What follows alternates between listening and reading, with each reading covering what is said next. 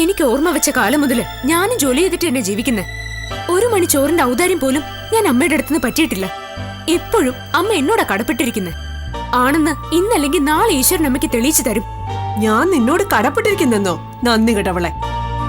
എന്റെ അച്ഛന് കൊടുത്ത വാക്ക് പാലിക്കാത്തിടത്തോളം അമ്മ കടപ്പെട്ടിരിക്കെ തന്നെയാ. എനിക്ക് മനസ്സില്ലടി വാക്ക് പാലിക്കാൻ. നിന്റെ പഠിപ്പ് ഞാൻ 10ാം ക്ലാസ്സിൽ വെച്ച് നിർത്തിയതാ. പക്ഷെ അന്ന് നീ ടീച്ചർമാരെയും വിജയേട്ടനെയും കൂട്ടുപിടിച്ച് നാടകം കളിച്ച് എന്നെ പറ്റിച്ചു. ഞാൻ ആരെയും കൂട്ടുപിടിച്ചില്ല. അമ്മ എന്റെ അടുത്ത് കാണിക്കുന്നത് അനീതിയാണെന്ന് മനസ്സിലാക്കിയിട്ട് ടീച്ചേഴ്സ് സ്വമേധയാ വന്നതാ. അവർക്ക് അത്രയ്ക്ക് വിഷമം തോന്നിയിട്ട്. SSLCക്ക് 95% മാർക്ക് വാങ്ങി പാസ്സായ ഒരു സ്റ്റുഡന്റിനെ മനഃപൂർവ്വം പഠിക്കാൻ വിടാതിരുന്ന മനസാക്ഷിയുടെ കണിയെങ്കിലും ഉള്ളവർക്ക് വിഷമം തോന്നും. അതേടി, നീ എന്നെ വെല്ലുവിളിച്ച് 2 വർഷം കൂടി പഠിച്ചു. എനിക്ക് നിർത്താൻ അറിയാഞ്ഞിട്ടൊന്നുമല്ല, പോട്ടേന്ന് വെച്ചിട്ടാ. ഇനി നീ അതായ എന്റെ ഭാഗത്തുനിന്ന് പ്രതീക്ഷിക്കണ്ട. ശരി, എന്നെ നീ എന്ത് ചെയ്യാൻ അമ്മയുടെ ഉദ്ദേശം? നീ ഇവിടെ എന്റെ കാൽ ചുവട്ടി കിടക്കും, പട്ടി കിടക്കുന്നത് പോലെ. ഞാൻ ഇട്ടു തരുന്ന എച്ചിലും തിന്നേച്ച് ഏതെങ്കിലും കോന്തനോ കുഷ്ഠരോഗിയോ വന്നാ അവന്റെ കൂടെ കെട്ടിച്ചു വിട്ടെന്നും വരും. ഇത് രണ്ടിനും ഞാൻ നിന്ന് തരൂന്ന് അമ്മ സങ്കല്പിക്ക പോലും വേണ്ട. അടുക്കള ജോലി ചെയ്ത് ജീവിക്കാൻ എന്റെ വിധിയെങ്കിൽ അത് ഈ വീട്ടിൽ അടുക്കള ജോലി ആയിരിക്കില്ല. പിന്നെ എവിടെ പോകുവടി നീ? വേറെ ഏതെങ്കിലും വീട്ടില്. ഏത് വീട്ടിൽ ചെന്നാലും ഇതിനേക്കാൾ നല്ല പെരുമാറ്റവും മനുഷ്യത്വവും കിട്ടുമെന്ന് എനിക്ക് ഉറപ്പാ. മാത്രമല്ല മാസം 5000 കുറയാതെ ശമ്പളവും. ഇവിടത്തെ ശമ്പളം ചീത്തവിളിയും നന്ദികേടും പാരവെപ്പും ആണല്ലോ. വേറെ എവിടെയും ഇതിനേക്കാൾ ഭേദമായിരിക്കും. എന്തായാലും ഇവിടെ ഞാൻ പട്ടിയെ പോലെ അമ്മയുടെ കാൽ ചുവട്ടിൽ ചുരുണ്ടുകൂടി കിടക്കില്ല. പിന്നെ നീ അങ്ങോട്ട് ചെന്നാലുടനെ എടുത്തു വെച്ചിരിക്കല്ലേ വീട്ടുജോലി. ഞാൻ ന്യൂസ് പേപ്പറൊക്കെ വായിക്കാറുണ്ട്. ക്ലാസിഫൈഡ് കോളത്തില് എന്തെല്ലാം തൊഴിലവസരങ്ങളാ. വിജയേട്ടൻ നിന്നെ അങ്ങനെ വിട്ടെങ്കിലല്ലേ? ഞാൻ അച്ഛനോട് ചോദിക്കും. ഒന്നുകിൽ എന്നെ പഠിപ്പിക്കണം, അല്ലെങ്കിൽ എനിക്ക് വന്ന കല്യാണാലോചന നടത്തി തരണം. അതും അല്ലെങ്കിൽ വേറെ എവിടെയെങ്കിലും പോയി എന്തെങ്കിലും തൊഴിൽ ചെയ്ത് ജീവിക്കാൻ അനുവദിക്കണം. ഈ 3-ൽ ഏതെങ്കിലും അച്ഛൻ സമ്മതിക്കാതിരിക്കില്ല. നമുക്ക് കാണാടി, ഞാൻ പറയുന്നതാണോ നീ പറയുന്നതാണോ വിജയേട്ടൻ കേൾക്കാൻ പോന്നേന്ന്. അമ്മയുടെ അടുത്ത് വാശി കിട്ടാനൊന്നും ഞാനില്ല. എനിക്ക് എന്റെ ജീവിതം വലുത്.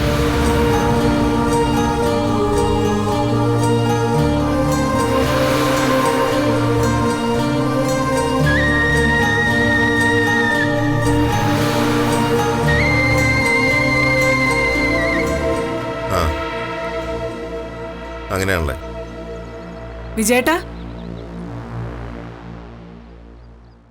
അവസാനം എന്നെ മാത്രം കുരുക്കിലാക്കിയിട്ട് എല്ലാവരും തലയൂരുന്ന ലക്ഷണമാണ്. ഈ രാഷ്ട്രീയക്കാരായിട്ട് എനിക്ക് അത്ര വലിയ പിടിപാടൊന്നുമില്ല എൻ്റെ കുറിപ്പേട്ട.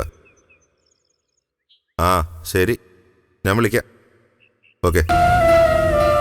ആരോട് വിജയേട്ടാ? കുറെ നേരം ആയല്ലോ തുടങ്ങിയിട്ട്. ഒരു മധുര 17കാരി സുന്ദരിയോടായിരുന്നു. എന്തേ? മനസ്സിലിരിപ്പ് അതാണെന്ന് എനിക്കറിയാം. മധുര 17കാരി. ആ കാലമൊക്കെ പോയി വിജയേട്ടാ. ഇപ്പോഴേ 18കാരി എന്ന് പറഞ്ഞില്ലെങ്കിൽ പ്രായപൂർത്തിയാവാത്ത കേസിന് ജയിലിൽ കയറേണ്ടി വരും. നിനക്കിപ്പോ എന്താ വേണ്ടേ? ഞാൻ വളരെ സീരിയസ് ആയിട്ട് ഫോൺ ചെയ്യുമ്പോൾ ഇടയെ കയറി വരണമെന്ന് ഞാൻ പലവട്ടം പറഞ്ഞിട്ടുണ്ട്. വിജയേട്ടന്റെ സീരിയസ്നെസ് ഒക്കെ എനിക്കറിയാം. ഞാനേ ജാനിയുടെ കാര്യം പറയാൻ വന്നതാ. അവളുടെ കാര്യത്തിൽ വിജയേട്ടൻ തന്നെ ഒരു ഉറച്ച തീരുമാനം എടുക്കണം. എന്ത് തീരുമാനം? അവളെ ഇനി പഠിപ്പിക്കുന്നില്ല എന്ന് നമ്മൾ തീരുമാനിച്ചല്ലോ. നമ്മളല്ല, നീ. ഞാനെങ്കിൽ ഞാൻ സമ്മതിച്ചു. ആ കുറ്റം എന്റെ തലയിലോട്ട് വെച്ചോ. നിന്റെ തലയെ മാത്രമല്ല, പകുതി നിന്റെ അമ്മയുടെ തലയിലോട്ട് കൊണ്ട് വെച്ചോ. എന്റെ അമ്മ എന്ത് ചെയ്തു? അവരാണല്ലോ ഏഷണിയുടെ ഒക്കെ മൊത്ത വിതരണം. എന്റെ അമ്മ നിങ്ങൾക്ക് ഒരു ദോഷത്തിനും വരില്ല, മറിച്ച് സഹായത്തിനെ നോക്കൂ. അത് നിങ്ങൾക്ക് ഇപ്പം മനസ്സിലാവില്ല, പക്ഷെ കുറെ കഴിയുമ്പോ മനസ്സിലാവും. സഹായമല്ലാതെ എന്റെ അമ്മയുടെ ഭാഗത്തുനിന്ന് എന്തേലും ഉണ്ടായിട്ടുണ്ടോ? ദൈവത്തെ ഓർത്തതെന്ന് നിർത്താൻ പറയൂ. ചകായം. ഇവിടെ ആർക്കും അത് വേണ്ട. കരുനാഗപ്പള്ളി കൊണ്ട് ചെലവാക്കാൻ പറ. മനുഷ്യനൊരു സ്വസ്ഥത തരൂ. പാരയും പണിയും അല്ലാതെ ആർക്കെങ്കിലും എന്തെങ്കിലും ഒരു ഗുണമുണ്ടോ? എന്നിട്ട് ചകായ എന്നൊരു പേരും. എടേ, നിനക്ക് വേറെ വല്ലതും പറയാനുണ്ടോ? ജാനിയുടെ കാര്യം പറയാനാ വന്നത്. അവൾ ഇന്ന് എന്റെ അടുത്ത് കുറെ വെല്ലുവിളി നടത്തി. വെല്ലുവിളിയോ? എന്ത് വെല്ലുവിളി? ഈ വെല്ലുവിളി എന്നൊക്കെ പറഞ്ഞാലേ അതിനൊരർത്ഥമുണ്ട്.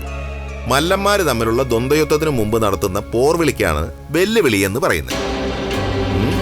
നീ ജാനിമോളെ വെല്ലുവിളിച്ചോ? ഞാനല്ല, അവൾ എന്റെ അടുത്ത്. അവൾ എന്താ എന്നോട് പറഞ്ഞെന്ന് അറിയാമോ വിജയേട്ടന്? എന്താ പറഞ്ഞേ? അവൾക്ക് നമ്മളോട് യാതൊരു കടപ്പാടും ഇല്ലെന്ന്. എന്ന് മാത്രമല്ല, നമുക്ക് അവളോടാണത്രേ കടപ്പാട്. അതൊരിക്കലും തീരില്ല എന്നും പറഞ്ഞു. എന്തിന്റെ കടപ്പാടാണെന്ന് പറഞ്ഞു? നമ്മൾ അവളെ കൊണ്ട് എല്ല് മുറിയെ പണിയെടുപ്പിച്ച് ലാഭം ഉണ്ടാക്കിയെന്ന്. 1 മണി അരിയുടെ ചോറ് അവൾ ഇവിടുന്ന് ഉണ്ടിട്ടുണ്ടെങ്കിൽ അതിന്റെ 10 ഇരട്ടി ജോലി ചെയ്തിട്ടുണ്ടെന്ന്. അങ്ങനെയൊന്നും അവള് പറയില്ല. അഥവാ പറഞ്ഞിട്ടുണ്ടെങ്കിൽ കടിക്കാത്ത പട്ടിയുടെ വായില് കോലിട്ട് കുത്തി കടിപ്പിക്കുന്നത് പോലെ നീ അവളെ കൊണ്ട് കുത്തി കുത്തി പറയിപ്പിച്ചതായിരിക്കും. നോക്കണേ, അതിന് എനിക്ക് കുറ്റം. തീർന്നോ ആരോപണം? തീർന്നില്ല. അവളെ പഠിപ്പിക്കാന്ന് അവളുടെ അച്ഛന് വാക്ക് കൊടുത്തിട്ട് പഠിപ്പിച്ചില്ലെന്ന്. അവളെ രാജകുമാരിയെ പോലെ വളർത്തിയില്ല. അവൾക്ക് കൊടുക്കേണ്ടതൊന്നും കൊടുത്തിട്ടില്ല. എന്തൊക്കെ വിജയേട്ടാ ഞാൻ കേൾക്കേണ്ടേ? ഒക്കെ സത്യമാണല്ലോ. അവള് കള്ളൊന്നും പറഞ്ഞിട്ടില്ലല്ലോ. ഒക്കെ പോട്ടെ, അവസാനം അവൾ എന്താ പറഞ്ഞെന്നറിയോ? എന്താ? ഈ വീട്ടിലെ ജോലിയൊന്നും ഇനി അവള് ചെയ്യില്ല. അഥവാ ചെയ്യണമെങ്കിൽ മാസം 5000 രൂപ വെച്ച് ശമ്പളം കൊടുക്കണം. നമ്മളങ്ങനെ കൊടുക്കുന്നില്ലെങ്കിൽ അവൾ വേറെ ഏതെങ്കിലും വീട്ടില് അടുക്കളപ്പണിക്ക് പോകുന്നു. എങ്ങനെയുണ്ട് നന്ദി കെട്ടവളുടെ മനസ്സിലിരിപ്പ്? അവൾക്ക് അതാണ് ഇഷ്ടമെങ്കിൽ അതിന് വിട്ടേക്കണം. നമ്മൾ എന്തായാലും ശമ്പളം കൊടുക്കുന്നില്ല, ഉറപ്പാണ്. അതിനു പകരം നമ്മൾ അവൾക്ക് ഉണ്ണാനും കൊടുക്കാനും കൊടുക്കണം. എവിടെ ചെന്നാലും അതും കിട്ടൂടി. അതും കൂടാതെ ശമ്പളവും കിട്ടും. ഈ വീട്ടുജോലിയൊക്കെ പഠിച്ചത് എവിടെ നിന്നിട്ടാ? നമ്മുടെ വീട്ടിൽ നിന്നിട്ട്. അതിന് നന്ദി വേണ്ട വിജയേട്ടാ. തൊഴിൽ പഠിച്ച സ്ഥാപനത്തിൽ തന്നെ നിന്നുകൊണ്ട് ശിഷ്ടകാലം മുഴുവൻ ശമ്പളമില്ലാതെ ജോലി ചെയ്യണമെന്ന് എവിടെ അടി നിയമമുള്ളത്? അല്ലെങ്കിൽ അത് എവിടെ തന്നെ ആയോ? അത് മാത്രല്ല, നമ്മൾ നിശ്ചയിക്കുന്ന ഒരു കല്യാണത്തിനും അവള് സമ്മതിക്കില്ല എന്ന് വെല്ലുവിളിച്ചിരിക്കുക. നമുക്കിപ്പോ നിർബന്ധിച്ചവളുടെ കല്യാണം നടത്താൻ പറ്റുമോ? ഇല്ലല്ലോ. പഴയകാലൊന്നും അല്ലല്ലോ. അവൾക്ക് ഇഷ്ടമില്ലാത്ത കല്യാണം നടത്തണ്ട, പ്രശ്നം തീർന്നില്ലേ? ഞാൻ എന്തു പറഞ്ഞാലും വിജയേട്ടൻ അവളുടെ സൈഡാ. അതെനിക്ക് പണ്ടേ അറിയാം. എടീ, നീ പറയുന്നതിൽ എന്തെങ്കിലും ഒരു ന്യായം ഉണ്ടോ ഇരുന്നമ്മേ? പിന്നെ എങ്ങനെ നിന്റെ കൂടെ നിൽക്കും?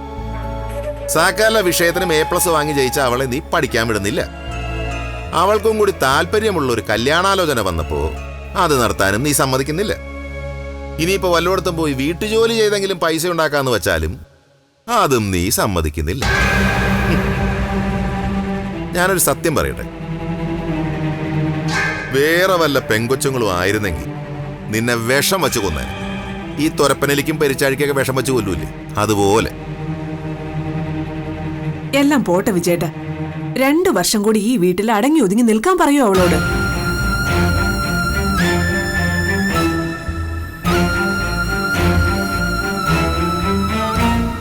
ഞാൻ പറഞ്ഞു നോക്കാം. നീ ഒരു അപേക്ഷ വെച്ചതല്ലേ?